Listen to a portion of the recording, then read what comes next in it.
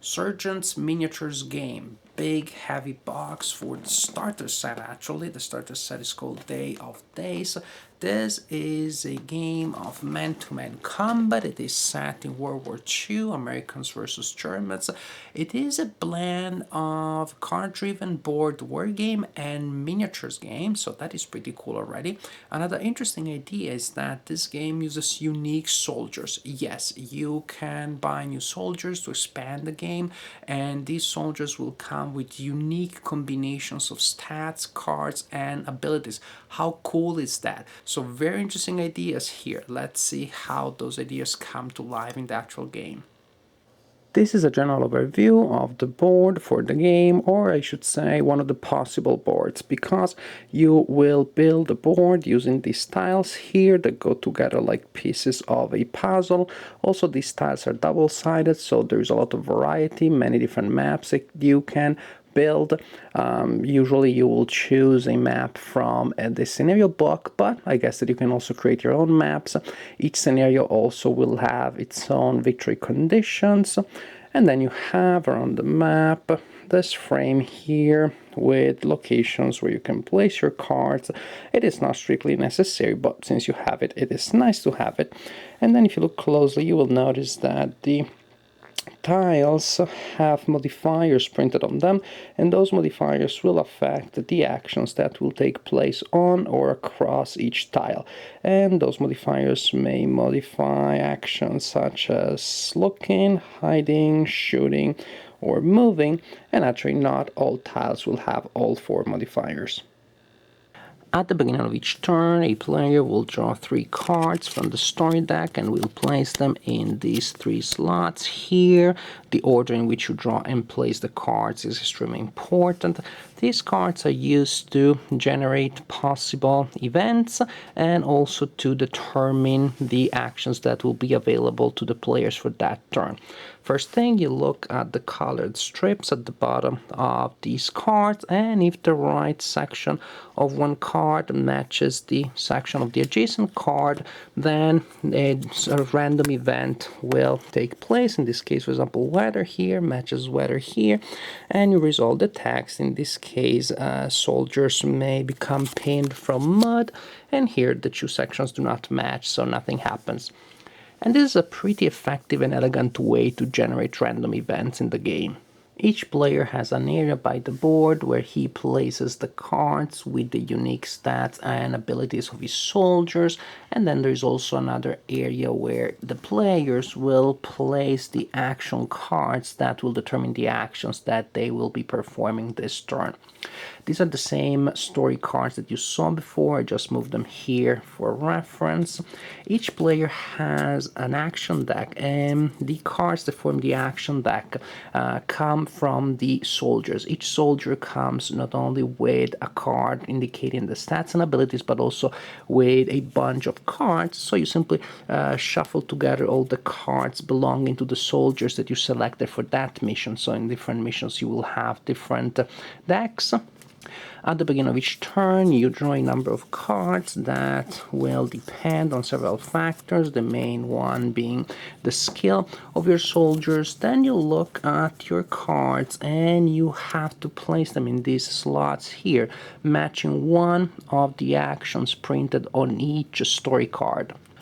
For example, in this case, in my hand, I have a look action, which I cannot execute because there is no look action available, so I cannot play that card this turn. I have a hide, and the hide must be played here because there's a hide action there and no other hide actions available. I have a hide in my hand, so I have to play it.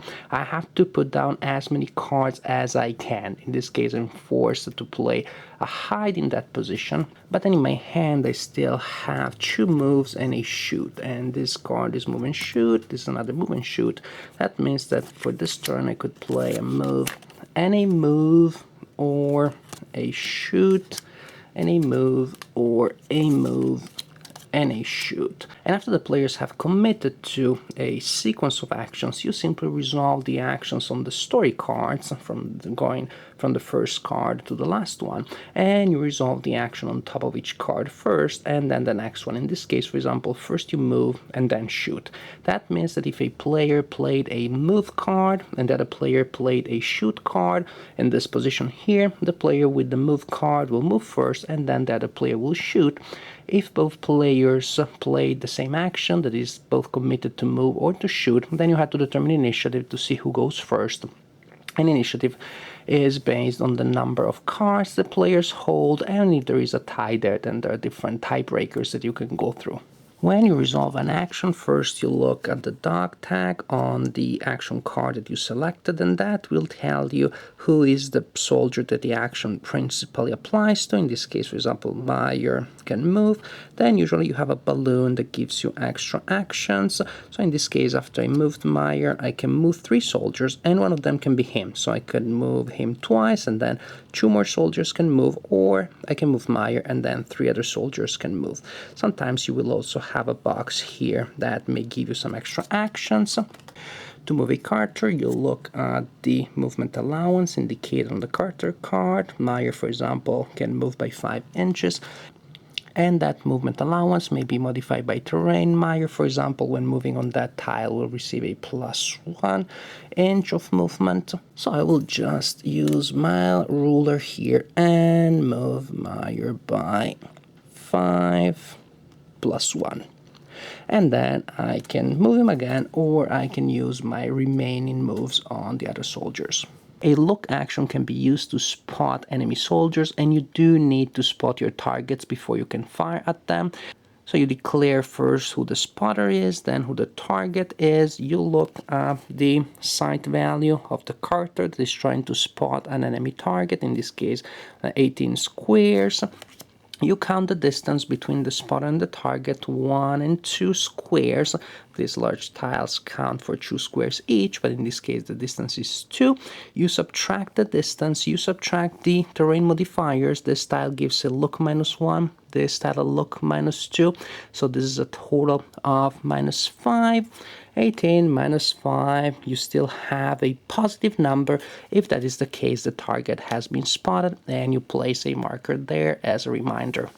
A shoot action will allow you to fire at an enemy that has been previously spotted. Suppose that Altman is firing against Meyer, who has been spotted already. First, you check the distance between the character that is firing and the target. Here, Altman is firing at 7 inches of distance.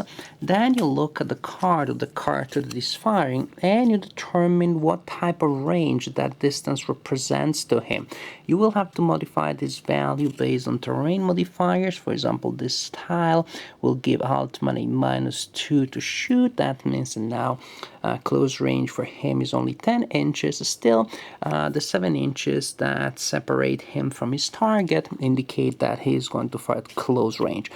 And you really have to just identify which of these 3 ranges apply.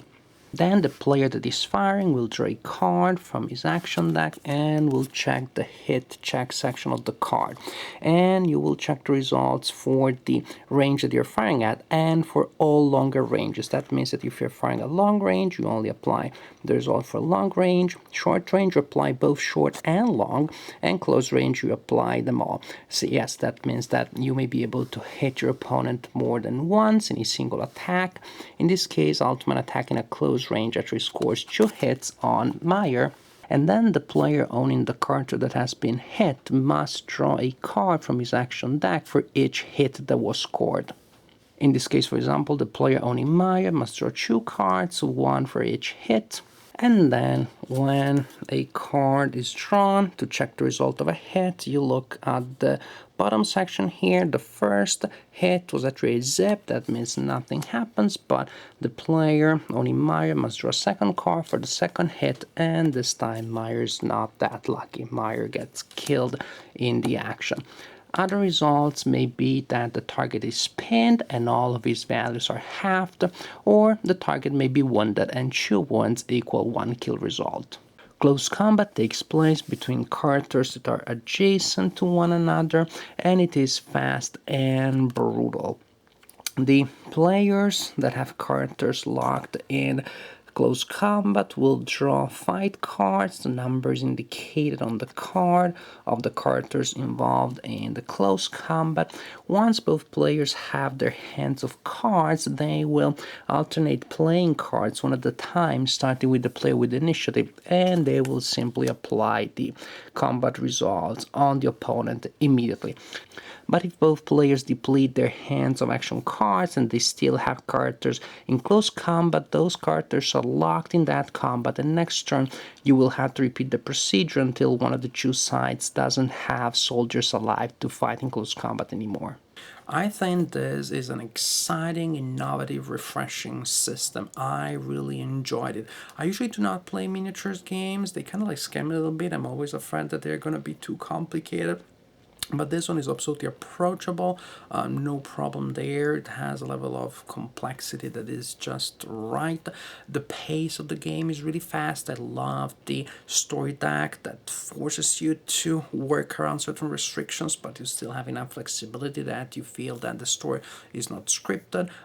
There will be unpredictable things that will happen because of different story decks working differently from game to game. This is all good stuff. Problem is with the rulebook that has a little bit of a rushed feel to it. It could definitely use some polishing. Not that it is hard to understand, but as soon as you start playing, you will realize there are a lot of situations that are not covered by the rulebook, and then you may have to do some house ruling or go online and look for help. Not a huge deal if you're willing to take an active role when it comes to making the rules work. Also, another thing is that this is a great system, but I feel that the starter set does not give it justice entirely. I feel that the system will really shine and will really show its full potential once you add more stuff to it, more tiles, more terrain, more soldiers. For example, I love the idea of sighting, I love the idea of different types of range, but the map that you have in the starter set simply is not large enough to allow you to exploit that entirely, because most sightings will be successful and most attacks will be at close range. But if I had a larger map, well, that would be pretty cool, because then I could see different tactical options emerging or becoming unavailable from time to time. If I had more soldiers, then I could select my soldiers at the beginning of the game. The starter sets has 4 soldiers per side. That means that pretty much you have to play with that mix of soldiers that you receive at the beginning. And again, I feel that choosing different soldiers from mission to mission will make the game much more entertaining. Another thing is that the soldiers are unique, so you do not know what you get at the beginning. It may be that you get a lopsided mix of soldiers, so that one side is stronger than the other, and of course then you have to deal with that non-balanced situation. I just feel that the more soldiers you have, probably the more exciting the game is. Also here, when you, for example, receive a move card or a shoot card, then everybody in your group can move or shoot, because usually 3, 4 soldiers can act, and if you have 4 in your group, then everybody can act. But imagine if you have 8 or 10, then you probably have that agonizing decision that you have to choose who goes ahead and who stays behind. See, I'm doing all this probably, I think that because I'm trying to imagine, because I see the potential in this game. I think that this starter set hints of what the game can do, but really the starter game makes me want more. I want to try more stuff and put more stuff together to have a larger and more complex and richer experience. I have an expansion that is on its way. I can't wait to receive it. I can't wait to try it. And at that point, once I try it, I will report again to you and to see if my impressions of what the game can be are accurate or not, or maybe I don't know what will happen then. There's only one way to find out. I'll try it and then I'll film another video review. For now, I can tell you that this is a good starter set to get started with a system that has huge potential, and I think it can just be mind-blowing, but I cannot commit to that type of opinion yet. Stay tuned, you'll know more about this, but for now, ciao.